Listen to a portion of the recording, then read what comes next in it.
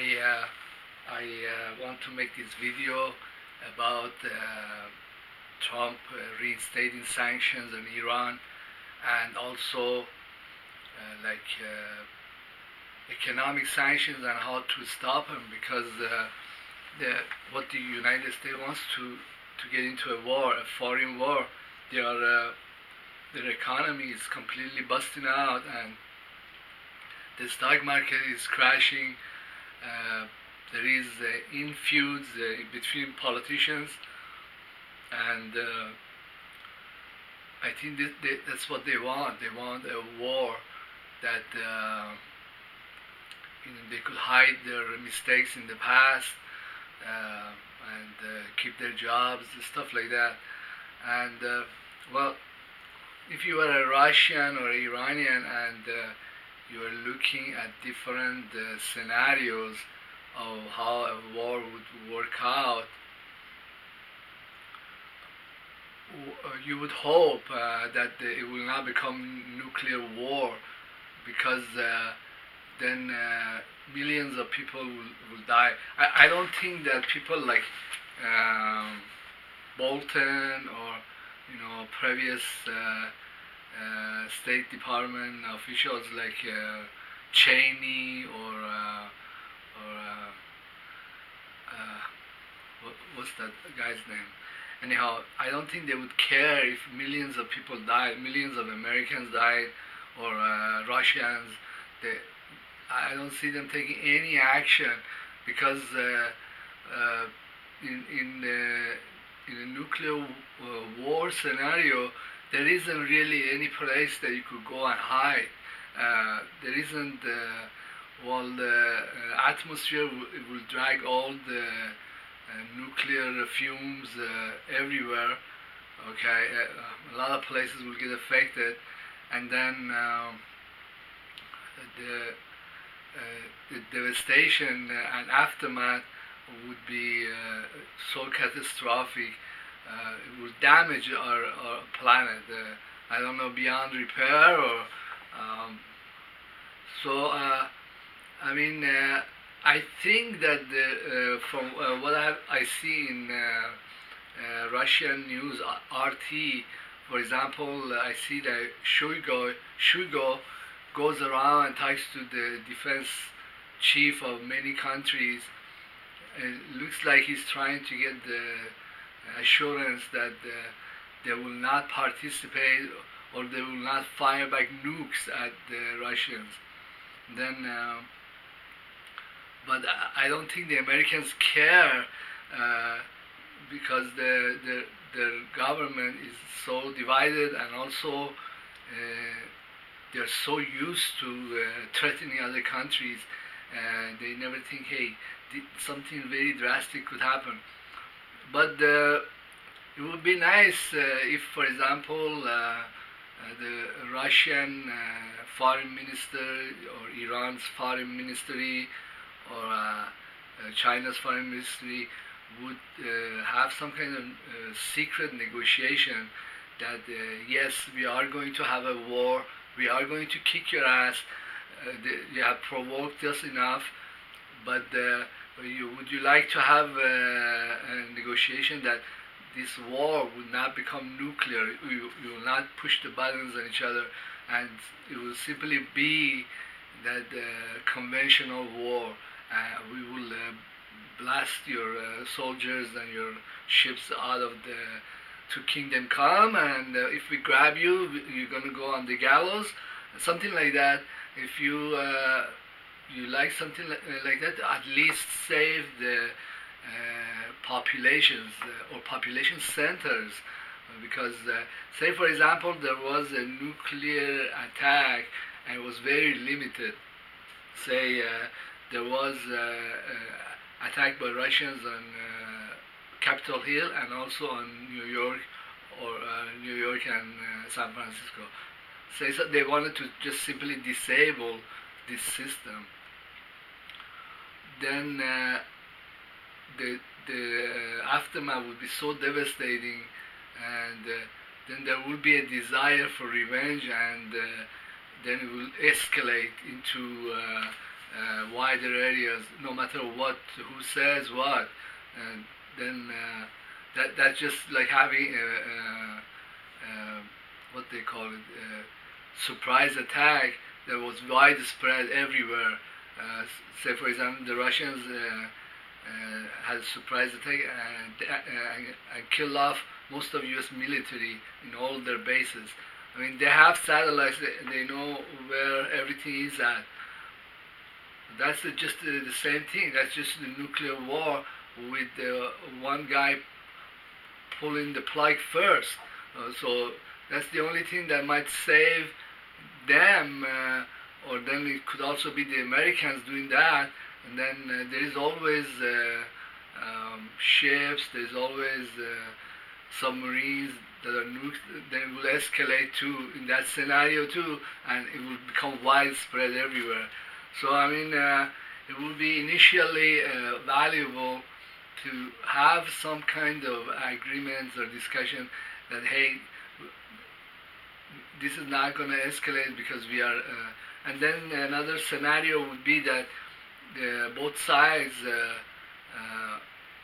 agree that it's going to be limited to this area, like a Persian Gulf, and whatever that brings, and will be conventional.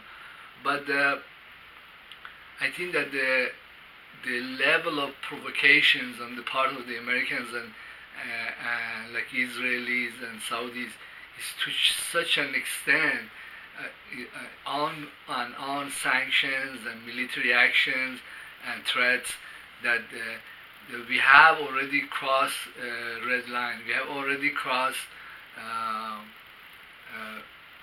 a point of no return, and there will be some form of military retaliation. And I think that's what RT reporting and all the stuff you see with Shulgoy and the stuff Putin says is all indications of the same, that we are going in that direction. Well, there was something that Putin said that if the U.S. pulls the plug first, then there is no time for repentance. There's no, because I think they know that things will spread, the retaliation will be widespread, so there's no negotiations afterwards. Hey, we're gonna stop, we're gonna do this and that. But what I had hoped earlier, up to now, is that the U.S. would just totally go bust economically, and then they will not have the resource. But that I don't think will be realized, because they back up their dollar or their intervention in financial markets with their military and ongoing sanctions and threats. So I think that the Russian naval force, Iranian naval force, or Chinese naval force should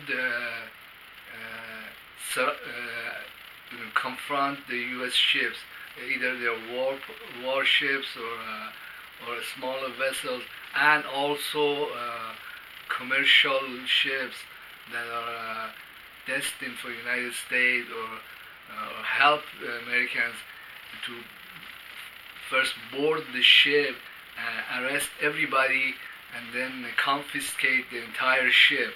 And this goes ditto for smaller military vessels, and then the bigger ones, like aircraft carriers, they can be blown off the waters. And if the Americans, they want to go on a nuclear route after that, then well, it was going to become like that anyhow. So we have had a lot of time to make peace agreements, and it hasn't changed anything. So there was a discussion like several years ago, and there were like this group in Iran, like moderates, and there is such groups in all branches of different governments. For example, there was a group in IRGC, more educated, and they they were going around Iranian government and encouraging the officials to like, oh, let's make a great peace with the Americans, la la la, and things will work out.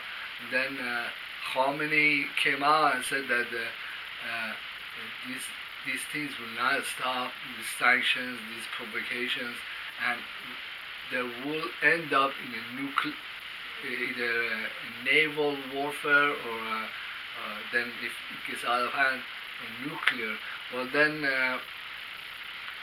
Iran, Syria, Russia, and China, and also I think Lebanon, Hamas, so many countries, they are in military cooperations. That means that if, say, Israel used nukes against one of us, then there will be retaliation. There is a nuclear umbrella, even though it's not much advertised. And I don't believe that Iran doesn't have nukes. I think they do have nukes, and they will probably like do Israel and Diego Garcia if the shit really hit the fan. But that's a side note. Then also technologically and militarily, naval forces and vessels, they're much more vulnerable than like an aircraft. Well, the aircrafts or fighting jets are also very vulnerable now with all the anti-aircraft batteries, but the ships even more.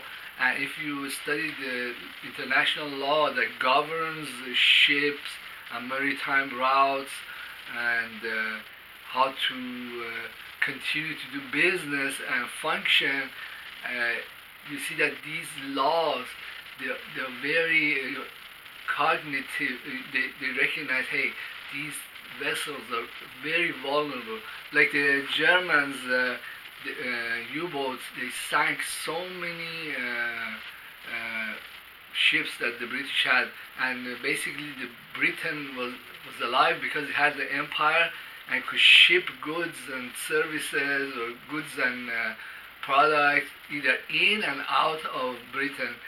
And when the U-boats sank all these ships, it crippled the empire, it crippled Britain. Well, I think the British Empire and the British were themselves completely dying off with the V2 and also U-boat. It was just completely killing them off. And there's no reason this cannot happen with the United States. And they have shown talent that they not only want the war, and also they will not stop military economic sanctions. And so at some point this is going to boil over. And well, my only hope is that there is a portion of the U.S. military. I'm just hypothesizing that there might be such a group, like in their naval forces, that they are opposed to these philosophies and ideas. Basically, the reason that U.S. economy can function and like they could buy stuff from foreigners is because of these shipping and open sea lanes that foreigners are respecting. It's not because of the Americans. Americans, all they do is provocate, but they're able to use their dollar to buy goods from Far East and then also buy and sell oil to many countries. I don't know. My last hope is that there might be some kind of pre-arrangement that yes, the war is not going to become nuclear. We'll just fight it out. And I think that many U.S. ships, whether they're military or not, and also vessels that buy and sell or transport goods to United States, they might be come under under confiscation, or their sailors might end up in prisons, foreign prisons. Well, thank you very much for being in my YouTube channel, and please feel totally free to leave your comments, and your opinion is valued. Thank you very much.